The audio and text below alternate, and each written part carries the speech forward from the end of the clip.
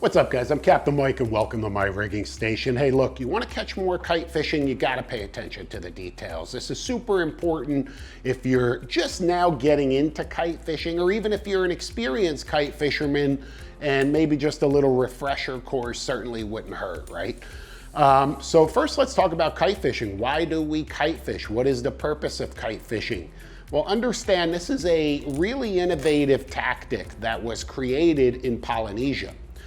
Way back, I don't know how many years ago, but a long time ago, these guys used to dig out these canoes and they would go out there and they would create these fishing kites out of banana leaves, and they would fly this kite and they would use this silk and create this specialty little sticky lure out of this spider silky web.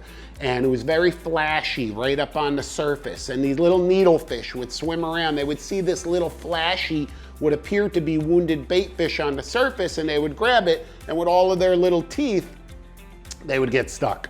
And these Polynesian fishermen would load up on these fish. That's where kite fishing started. Today it has come so much further than that, right? We're using specialty kites, carbon fiber components. We're using power assist kite reels, which almost act as a third person, helping us not only deploy, but of course retrieve that kite at a variable rate, and auto stop the kite at a particular position. We're using specialty tackle, and it allows us the technique to present baits on the downwind side of the boat.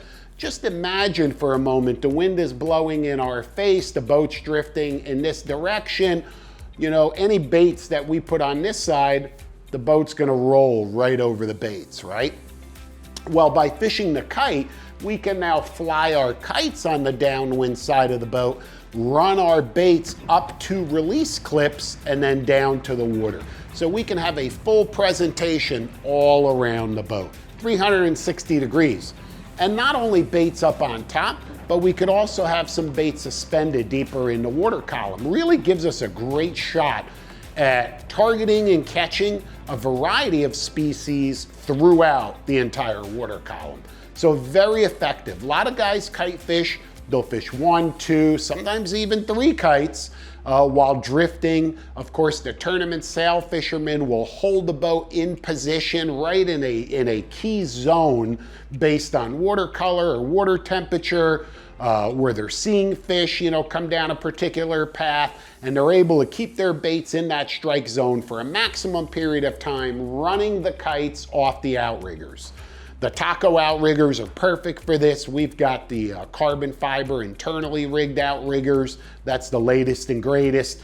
And really all of these taco components, because I'm gonna tell you, not that we're talking about this, but for example, the Trident, you know, different rigging tables with rod holders, all of these components are gonna make you a more effective kite fisherman. If your boat doesn't have enough rod holders in the right position, these components from Taco, these accessories, can fix that problem, okay? And literally you can stand in one spot and manipulate 2 rods and a kite rod, or 3 rods and a kite rod, whatever it is that you'd like to do and feel comfortable doing.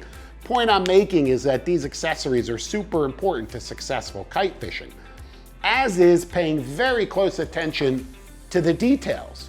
And that means all the way down to the floats, something as simple as a float, understanding different float options, when to use a float, when not, why we even rig with a float.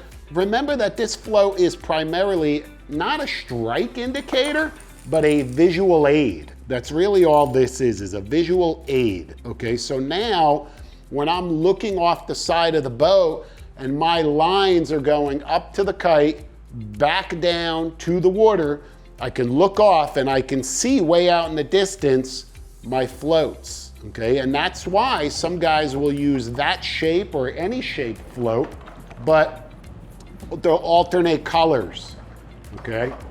Alternate colors, chartreuse, greens, pinks. So now not only is it an indicator of where my line is, but by fishing different color floats, I could easily distinguish my short from my mid from my long bait. I'll typically fish 3 baits off of each kite. So 3 different color floats allow you to do that. If you're just getting started in kite fishing, that's a big benefit. If you're already dialed in, not so much. You'll be able to track your baits easily with even the same color float, and clearly you'll understand which is which. But initially, if you're just getting started, that could be a big help. So color plays a role. Obviously, you want a high visibility float, okay, that you could easily see way out in the distance. You want that float suspended 10, 12, 15 feet off the water so you can see it, because if it's too low, if your leader is too short, you're gonna have a hard time seeing that float. Remember, a lot of times when we're kite fishing, we're fishing within sight of land. We're right on that edge within sight of land. So if you're looking toward shore, all right, and a lot of different, circumstances with sun and all of that, but if you're looking toward shore, remember that float way out there in the distance, like I said, if it's too low, now you'll understand why it's hard to see it, because your background is land and buildings and beaches. Okay, it could be hard to see. So you do want it a little bit higher. Plus, if the boat is rocking up and down, if it's a little gnarly out, whatever, that's gonna help you visualize and see that bait as well.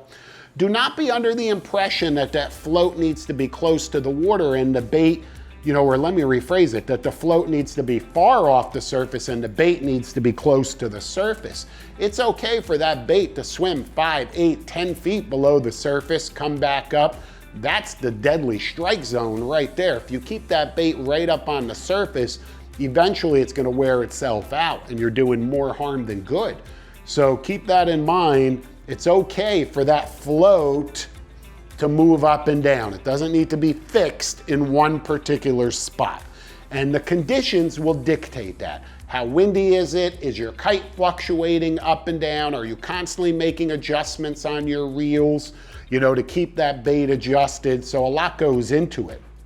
Now understand, before we get deeper into the float, I want to just finish off this rigging. You can see I've got the float. Below it is just a small 1/4 ounce egg sinker, okay, to keep that line vertical as possible. Coming off that kite straight down, I want it to be as vertical as possible, okay? Then we just have a small little bead that's just to protect the knot on the small little 50-pound diamond snap swivel. That's how you rig right there under most of these scenarios when you are kite fishing. Then all you have to do is add your leader to the snap, deploy a bait, and you're good to go. But there's so much more to these floats. First of all, not only the color that we discussed, but also is the size. Look, that's a real common float, but that's probably more beneficial for you right there, that shape. Okay, look at the two shapes. This is gonna catch a lot more wind than this float will.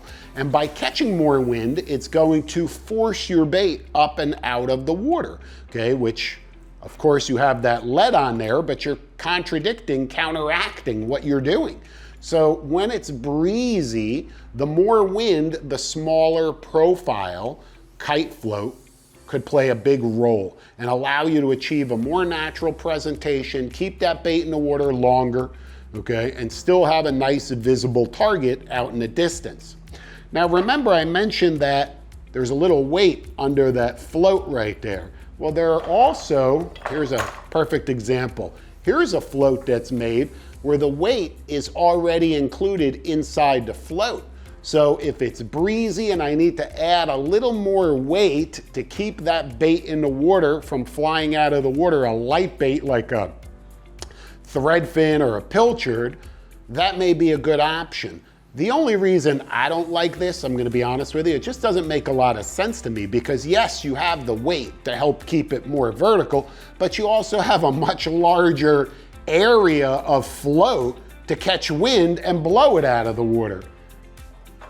I would almost say that the perfect float would be this shape with the weight inserted here. So you now have the low profile with the weight inserted, and I'm sure they probably have those. Anyhow, so much about floats, right?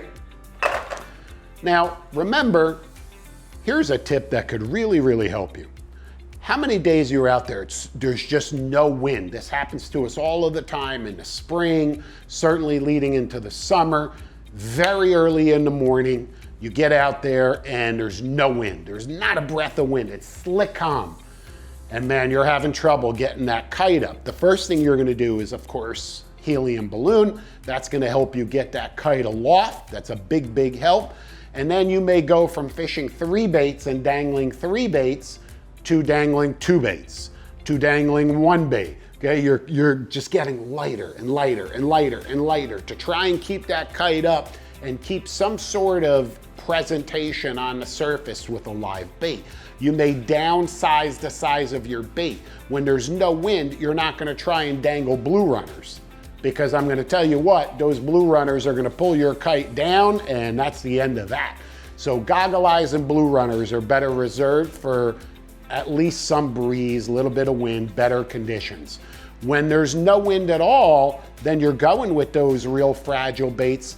Try this, eliminate the floats. Just get rid of the floats altogether, okay? There are times when you don't need any float. Even something as what you may think as insignificant as this, it does have some weight and it does catch some air.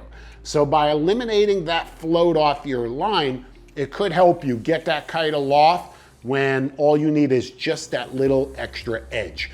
Do you need the kite to indicate when do you need the float to indicate when you're getting a bite? Absolutely not. I promise you, you're a good fisherman. You're gonna dangle that live bait off that kite. That bait's gonna be in the water if it's 1 foot below the surface or 10 feet below the surface or anywhere in between there. You are gonna know when you get a bite, because king mackerel are notorious for skying on kite baits. Sailfish will approach a bait. Sometimes it looks like there's a black garbage bag floating around your kite line, right? You guys know, if you know, you know.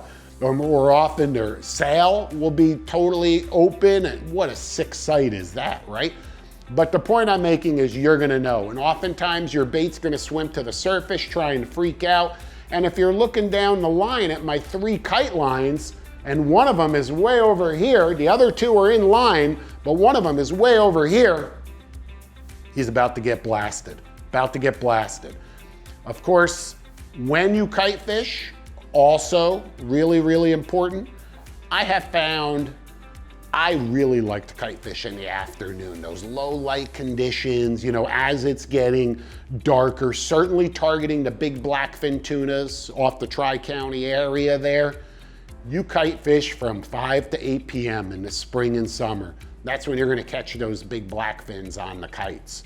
Wintertime, of course, kite fishing is a staple for sailfish, guys. Everybody up and down the coast is kite fishing.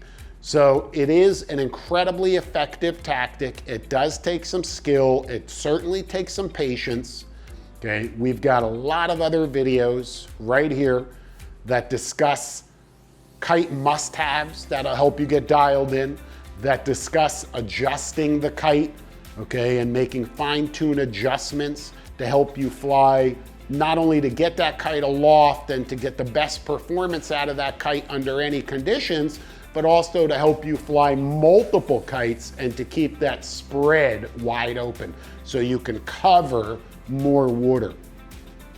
Remember, always fish that flatline side also when you're kite fishing, right? Because like we said in the beginning of this is about 360 degrees. We often have an angler or 2 at each kite station super focused on just that kite station. And then on the on the opposite side of the boat, okay, you've got, on the upwind side, you've got guys fishing deep baits, maybe somebody jigging, a couple of flat lines. Think about that presentation for a moment. You come through a fishy area, not only do you get bit, but that's how you turn 1 fish into 2, into 3 bites. And that's how the guys who win all of these meat fish tournaments, that's how they do it. They turn 1 bite into multiple bites because they've got a lot of baits in the water. But they're all being monitored. They're all being fished effectively. It doesn't make sense to put a lot of lines in the water if you can't manage them, right? Because then you're just creating more harm than good. So take your time, do it the right way, okay? Pay attention even to the most insignificant details like that float. It's something so small, but makes such a big difference in your overall kite fishing, okay? If something's working for you, great, share it. Don't be afraid to share those tips with other anglers. That's how we all learn. That's how we all advance in this sport, okay? And again, guys, get the right gear, fish the right rods, taco outriggers and accessories. I can't say enough about these guys, you know? Being able to deploy my outriggers right from the deck. And yes, it plays a big role in kite fishing as well, okay? Not only in trolling. Outriggers are huge when it comes to kite fishing, you know, depending on how you're doing it, what application, but very, very important. So like I said, I'll leave it with that. Do it right, rig right, stay tight. I'll see you on the water.